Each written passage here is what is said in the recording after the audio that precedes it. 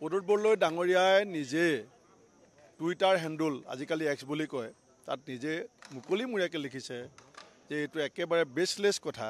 কিন্তু তাৰপাছত আৰু এই সম্পৰ্কত কিবা প্ৰত্যুত্তৰ দিবলগীয়া আছে বুলি মই নাভাবোঁ। তেওঁ নাযায় মানে আপুনি দৃঢ় বিশ্বাস? মই এইটো অনবৰতে কথা পাতি আছোঁ। তেখেত আজি আমাতকৈও ছিনিয়ৰ কংগ্ৰেছত, কটন কলেজত GS থকা দিনৰ পৰা কংগ্ৰেছৰ লগত জড়িত, ইন্দিৰা গান্ধীক লগ পোৱা কংগ্ৰেছ। কিন্তু তেখেতে নিজেই কৈ দিছে, তাৰপিছত আৰু বেলেগে কোৱাৰ কি প্ৰয়োজন আছে? তেওঁ নাযায়? নিশ্চিতভাৱে নাযায়। প্ৰদ্যুৎ বৰদলৈ ডাঙৰীয়াই নিজে টুইটাৰ হেণ্ডুল আজিকালি এক্স বুলি কয় তাত নিজে মুকলিমূৰীয়াকৈ লিখিছে যে এইটো একেবাৰে বেচলেছ কথা। কিন্তু তাৰপাছত আৰু এই সম্পৰ্কত কিবা প্ৰত্যুত্তৰ দিবলগীয়া আছে বুলি মই নাভাবোঁ। তেওঁ নাযায় মানে আপুনি দৃঢ় বিশ্বাস? মই এইটো অনবৰতে কথা পাতি আছোঁ। তেখেত আজি আমাতকৈও ছিনিয়ৰ কংগ্ৰেছত, কটন কলেজত GS থকা দিনৰ পৰা কংগ্ৰেছৰ লগত জড়িত, ইন্দিৰা গান্ধীক লগ পোৱা কংগ্ৰেছ।